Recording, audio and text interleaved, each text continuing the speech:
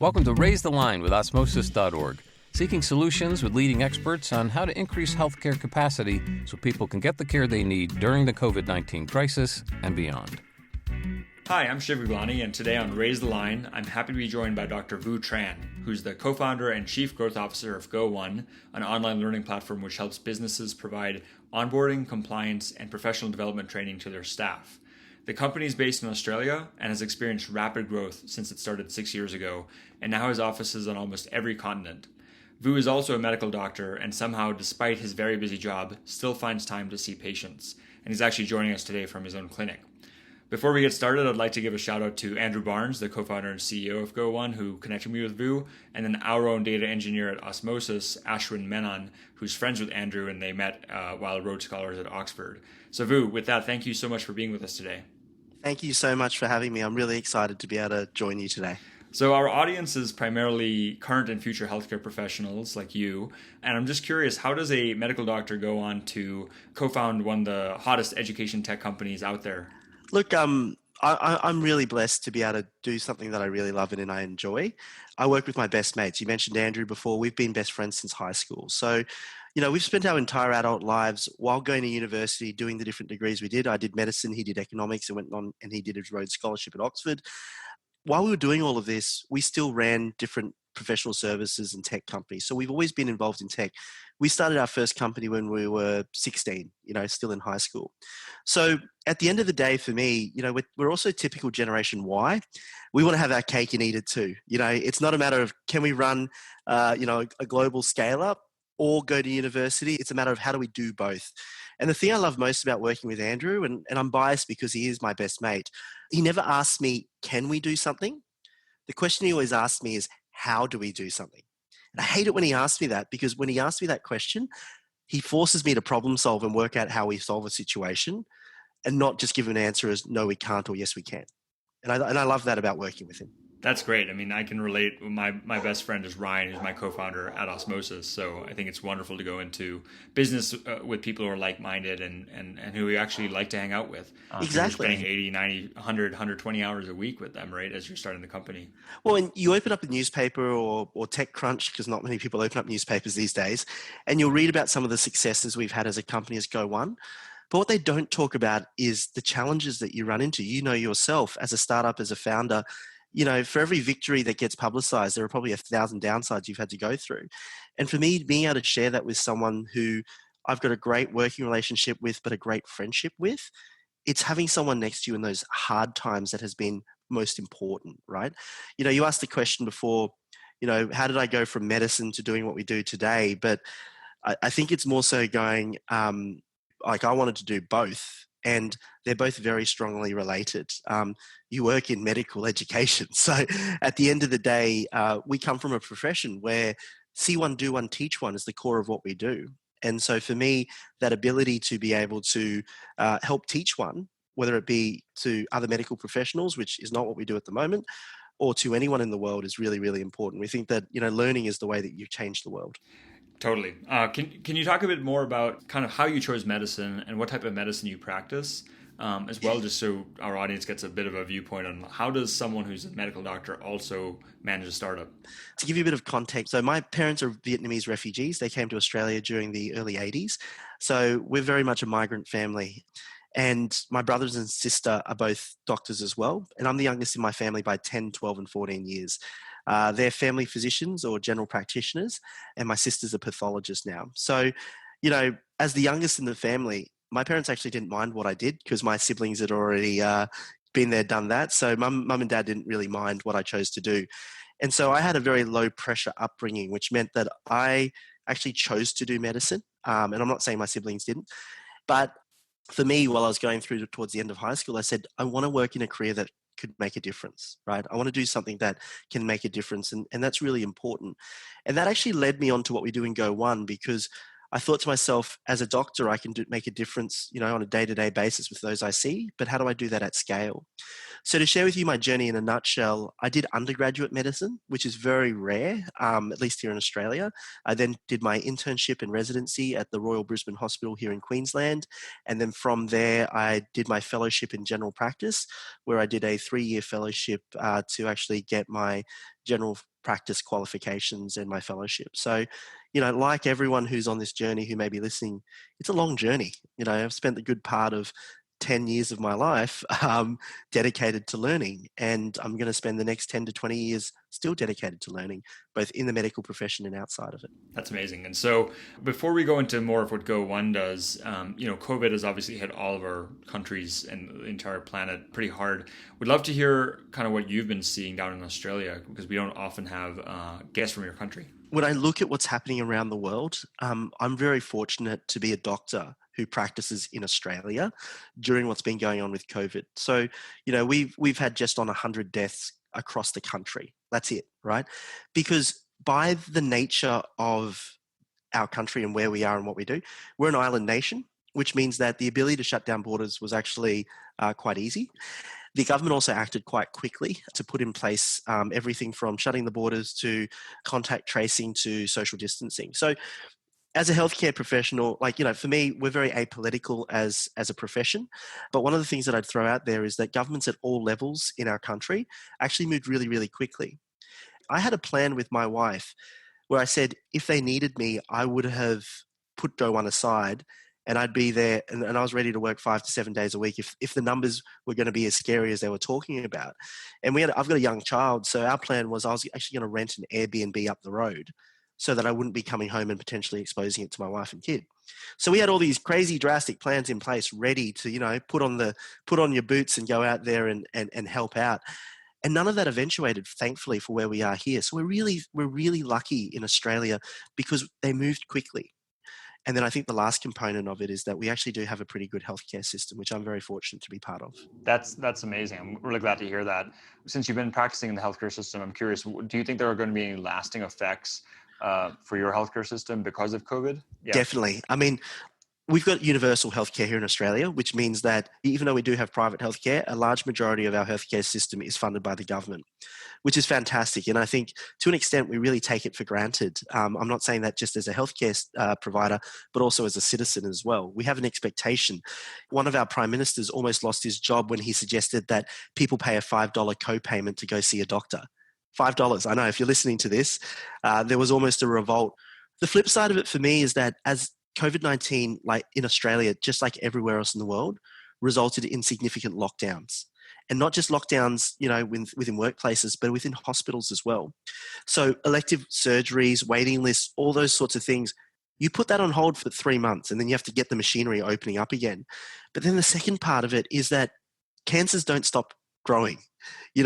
Heart attacks don't stop occurring, right? There's all of these things that we are going to have as what I'd call a hangover from COVID-19, despite getting through it quite well, where there's the direct impacts of outbreaks, but then there's the second part of it is what's all the healthcare that's been deferred, a credit card, if you will, that we're going to have to start paying off, and it's going to take a long time. And I'm not talking about in terms of dollars. I'm talking about in terms of the healthcare that we've deferred over this period of time. So will there be an impact? Definitely. Not in terms of directly from infections from COVID-19, but in terms of deferral on treatment in our healthcare system. So I think that's a very important thing to watch. We don't know where that's going to land. Definitely. That's happening globally, and definitely is the US experience I can speak to. So switching gears to GO1, could you tell us a bit more about what the company actually does, how you chose the name, and also kind of the plans you may be having in healthcare? Because I know we've spoken a bit in the past about how maybe even some hospitals are looking at GO1 to train staff. I'm going to explain it in a very startup way. Think of us as the Spotify for workplace learning, okay? So we aggregate tens of thousands of courses from providers all over the world, and short online courses through to very, very long ones that focus on almost any workplace or professional development or learning topic you can think of. But much like Spotify, we don't produce a single piece of our content. That's not what we do. Our role is to be able to aggregate content and bring suppliers and connect them to customers. We're a B2B company, so we don't sell direct to consumer. What we do is we work with workplaces, and it's really important because we've got a firm belief that choice and variety is actually going to be a key component to driving curiosity around learning. Because if you think about how we consume content outside of our day-to-day lives, outside of work, I mentioned Spotify before. I've got people who work in my company who have never bought a CD before. That makes me feel a bit old. And so when I give this analogy to them, they give me these quizzical looks. But you used to go to a record store and buy a physical record. And I know they exist still now. But then with the digitization of music, you had online marketplaces like iTunes where you can go and purchase music a la carte. And then today we have the likes of Spotify and Apple Music, where again, for a single subscription, you've got access to whatever music you want. I don't have to give you the parallels with, say, Netflix and Disney Plus. So at the end of the day, for us, we look at ourselves as that subscription aggregator for workplace learning. And that covers a broad amount of skills, but also different industries as well. So whether it be healthcare, because you've got lots of regulatory requirements, but it's also about professional development of staff, which people don't really think about too often. At the end of the day, skills are what's going to allow us to adapt to a post-COVID-19 world. We're going to have more jobs than our parents did in our lifetimes. So as a result of that, being able to be focused on skills over qualifications is really important. If I look at myself, my qualification is as a doctor and as the family physician. That is not transferable to what I do in GO1.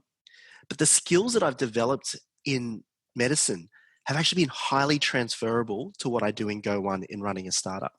And if I can put this on just as a side note to you, one of the biggest things I deal with in general practice is mental health, drug addiction, and domestic violence. They're really big issues that are just growing in our society, no matter where you are. I deal with a lot with that in general practice. Last year, we rolled out domestic violence awareness training to 250,000 public servants in our state. So when I talk to you about being able to use what I do in GO1 to make a difference at scale, that's when my sort of two worlds start to come together, and that I can actually start using the tools that we have available to make a difference to things that I'm passionate about in the medical world.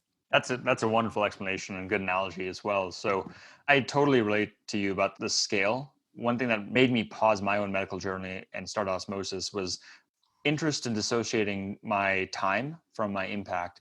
And one of my favorite things early on when I was, when we were like a 5-person company or 10-person company, was when I woke up in the morning and I looked at the user logs and I saw while I was sleeping, people in Australia were using Osmosis, and now it's obviously reached a lot more scale there. Can you tell me a bit more about kind of GO1's applications in healthcare as well? I mean, you've obviously, helped with domestic violence training for public servants. Are other physicians, nurses, PAs using GO1 courses right now? So there's a lot of different things. So if you think about in the United States or in the United Kingdom or in Australia, healthcare is highly regulated. And in the United States, it's regulation at a federal level, but also at a state level as well. So for us, it's actually, as an aggregator, we don't have to create the content when it comes to meeting each state's healthcare regulations. All we have to do is go out and source it. So what we'll say to people, if it exists, we'll find it for you. So you might come to me and go, Vu, I actually run a healthcare company in Alaska, and they've got really specific compliance training for Alaskans. So can you help me find that? And the answer is yes. So unlike your traditional provider where you'd have to go to them and they'd have to create it and they'd say yes or no, for us, if it exists, we'll find it for you. So the first part of it is, and I'm speaking very broadly about this, is around that sort of regulatory component. And that's fine, that's great, that's really important. But there's all the skills that you don't learn at medical school and you don't learn on the job as a resident that are going to be really important as well. I'll give you one great example. Microsoft Excel training. What relevance does that have to a doctor? I can tell you that going through the journey that I've been on, so many of my colleagues who have had to go and do PhD and do research have actually had to sit there and have asked me 1,000 times how to do different pivot tables as an example, right? So you've got to think about your core skills as a doctor or as a physician or as a medical student. But then you've got to think of those other skills that are actually going to be required that physicians 20 years ago didn't need. And those skills are actually quite broad, and those skills are actually quite specific to other industries. So being able to pick and choose, and you don't know what you don't know until you need to know it, having them available is really important. But I'll go to a different area as well. I spoke about how I think medicine's really complemented what I do in GO1. And in GO1, one of the main areas that I work on is sales, is customer acquisition. And it's going, well, how does medicine match up to sales? Like, how does that work, right? At the end of the day, guys, if you're studying medicine or if you're working as a doctor, if I could hire the best salespeople in the world, I would hire my friends who I went to university with. because they have some of the best sales skills. They just don't know it yet. I can't afford them because they're all cardiologists and obstetricians and gynecologists. So we can't afford them on our sales team. But I'll tell you this, as a doctor, your job is to be able to take a history, diagnose a problem, come up with a plan, but most importantly, to make sure that the patient buys into your plan so that you have the ability to be able to get that, they trust you enough to be able to do that. We do that in the sales world as well. I guarantee you that many people listening to this have met what they call good doctors and bad doctors. And their definition of a good or a bad doctor wasn't based on their knowledge, skill, or how they applied it. It was actually based on how they communicated to you as a patient and how they got you to buy into things. Here in Australia right now, we're in winter. Put aside COVID, cold and flu season is occurring right now. And traditionally, the best sale I can make as a family physician is to have someone like you, Shiv, come in and see me, think that you've got a chest infection and you need antibiotics. And for me to be able to point out to you that it is a viral infection and all the antibiotics in the world won't make a difference. And have you walk out of this office with nothing other than some advice on symptomatic management and feel satisfied with the care I've given you. The flip side of it is you'll have someone who'll give you a script for antibiotics just to get you out the door. So I think those skills are incredibly important.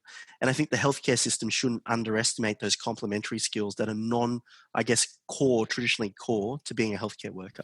Couldn't agree with you more. I mean, 2 points on that. One is I 100% see how some of the skills you're learning in terms of coaching and behavioral change, when you learn that as a clinician, are transferable to sales, and building that relationship, gaining that trust that you have to gain as a clinician with your patient or as a salesperson with your client. And so I wrote an article for Entrepreneur a couple of years back called Why Med Schools Are Pumping Out Entrepreneurs, because some of the best entrepreneurs I know are people who went through medical training.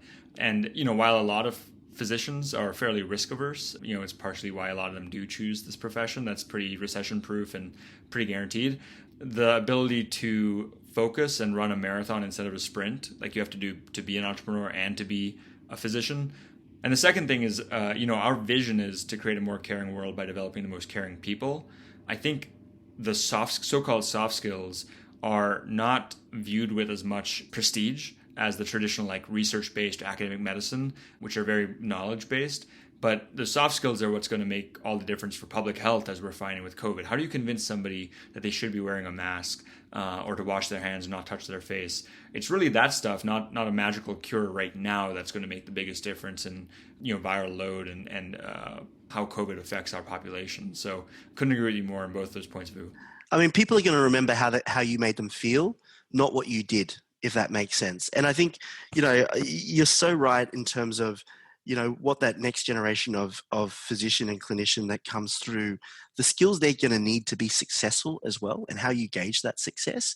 One of the things that I'd think about is, and we're just talking about kind of making a difference at scale before, Andrew likes to throw out the quote from Archimedes: "Give me a lever long enough and I will turn the world." And for us, we think that lever is education, and that fulcrum that you turn that lever is technology. And so that's another way to be able to explain, I guess, how we believe that this is going to make a difference at scale as well. So speaking of scale, can you tell us a bit more about the scale that GO1 has reached? I know you just closed an early great round a couple of weeks ago. And then also, it's a two-part question. How has COVID affected demand for GO1? Yeah, I mean, so I might start off with the first bit. So, we measure success in engagement, not necessarily in terms of fundraising, but I'll walk you through it in the background. So we started in 2015, 3 guys in a basement, where we are still now. We're not in the basement, but we've bought the building and the building next door and expanded our company. I think we're almost at 300 staff globally across 10 offices here in Australia, as you mentioned, in Southeast Asia, the US, Europe, South Africa. And one of the things that it comes back to for us is that we've scaled quite quickly over the last few years, even though for me it feels like it's been quite a long journey. The flip side of it is that we've also had lots of success in being able to get engaged investors on board. So one of our earliest investors was a company called Seek, which is based here in Australia, which is a job board similar to Indeed. They've got over 121 million users globally. Then our Series B was led by Microsoft. So when we have someone like Microsoft sort of validating to an extent what we do, it's really, really exciting. So they led our Series B. And our Series C, which was a $40 million round, which was just announced last month, was led by Madrona Ventures, which is based over in Seattle. And they, as an example, have a very good pedigree. They've been around for 25, 30 years. They were one of the very first investors in a small company called Amazon. So for us, we're very privileged to be able to have the investors that we have on board. As a company, the best way for me to be able to describe it to you is every 1.3 seconds, someone is finishing training via GO1. So in other words, during this conversation we're having today, 1 to 2,000 people during this call will have finished some form of training through us. And when we talk about making a difference at scale, that's the sort of scale I want to kind of get to. The next step is to break that 1 second mark and then drive it even further.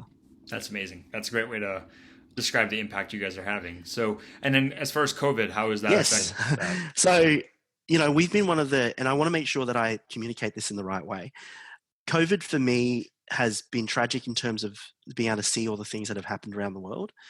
But organizationally, our demand has skyrocketed. We've seen it as a great accelerator. So we knew that online learning was coming. We knew that's why we're in the business. We knew that the market was going to grow. But to be very cliche, we've probably seen 2 years of acceleration of adoption in 2 months, if that makes sense. Italy, as an example, was never in our top 10. They became our 4th highest consumer of content during lockdown in March. So it's accelerated a lot of the digital adoption, and I'm sure you guys might have seen it as well, because of the fact that people had to make differences.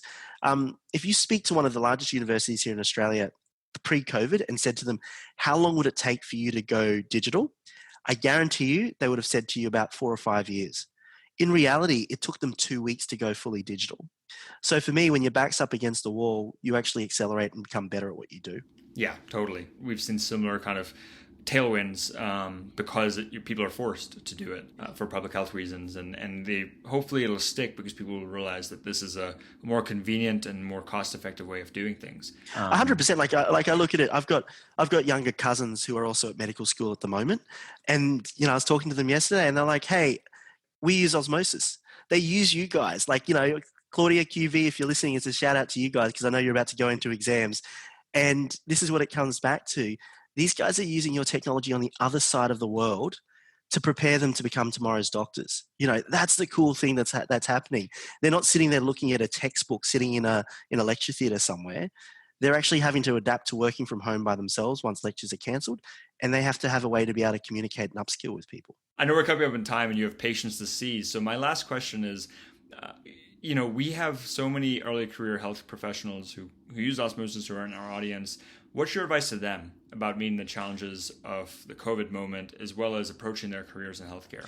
So around COVID, I think it's about being safe and understand that it is a marathon, not a sprint. So you can't be a cowboy, you can't be gung-ho. You've got to think about preserving yourself, your family, your own personal health, your own personal mental health.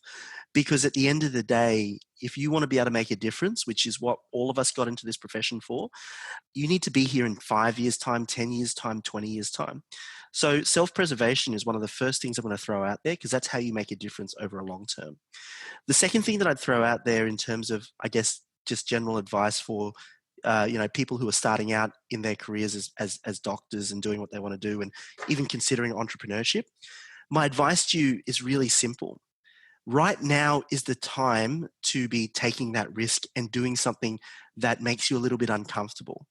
Because in medicine, from your first day of medical school, it's one of the only professions where from your first day of medical school, you could potentially plan out the next 30 years of your life. I'm going to go through, do my university degree, get honours, do a PhD, become an orthopedic surgeon, work my way up, get a private list, and by the time I'm 45, I've got a private practice where I'm doing this number of surgeries and I'm in semi-retirement.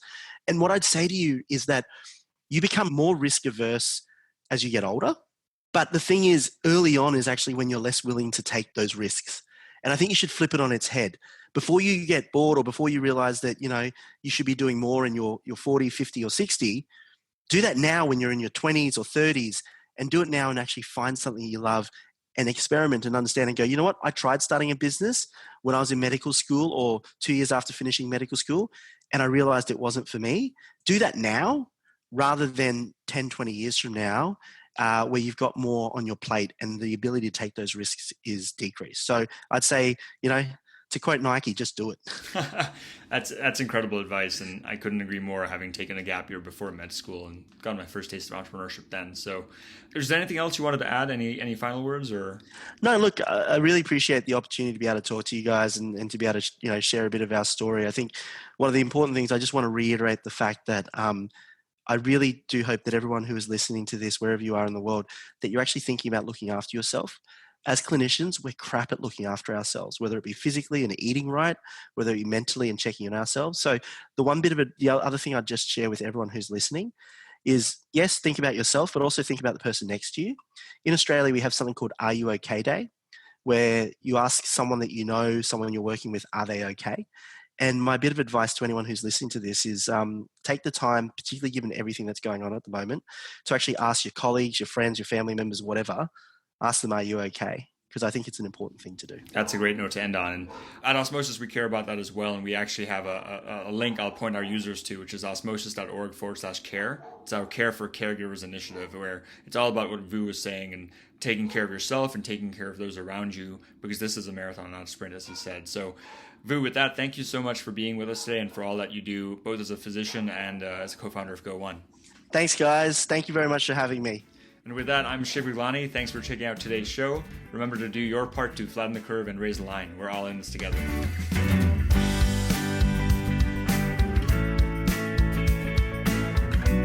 For more information on how you can help raise the line and flatten the curve, go to osmosis.org/COVID-19.